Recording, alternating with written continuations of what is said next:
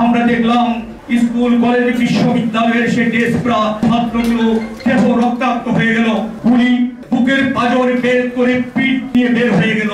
আমরা দেখলাম রাস্তার মধ্যে সারি সারি লাশ, শিশুদের লাশ, আমাদের সন্তানদের লাশ। আমরা দেখলাম পিছলা কালো রাস্তা যেন লালে লাল হয়ে যাচ্ছিল, ভেসে যাচ্ছিল রক্তের স্রোত। বাস্তব সবাই দেখেছেন।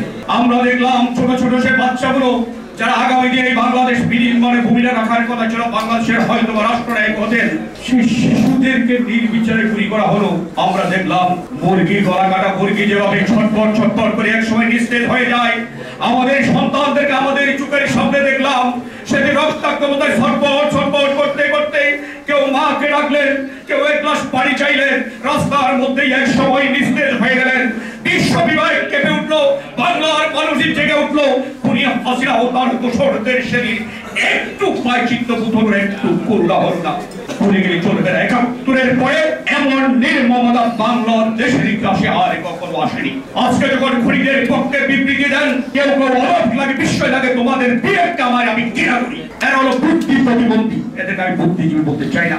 এই বুদ্ধিজীবীরা বাংলার ইন্ডিয়াতে বৃষ্টি করে বাংলায় সাধারণে ওই বুদ্ধিজীবী আমার দরকার নেই। আমি দেশপ্রেমিক একজন সাধারণ নাগরিক চাই। বন্ধু আমার, গ্রাফিতি নিয়ে বলি, ২৮ জুলাই এটা হচ্ছে একটা বিষণ্ণ দুর্বিষয়ের দিন। এই দিনে ঘোষণা হয় গ্রাফিতি কর্মসূচি, আপনাদের খেয়াল আছে, শুরু হয় শিক্ষার্থীদের কাজ। এই দিনের ঘোষণা নতুন আমরা একটা নতুন বাংলাদেশ দেখলাম।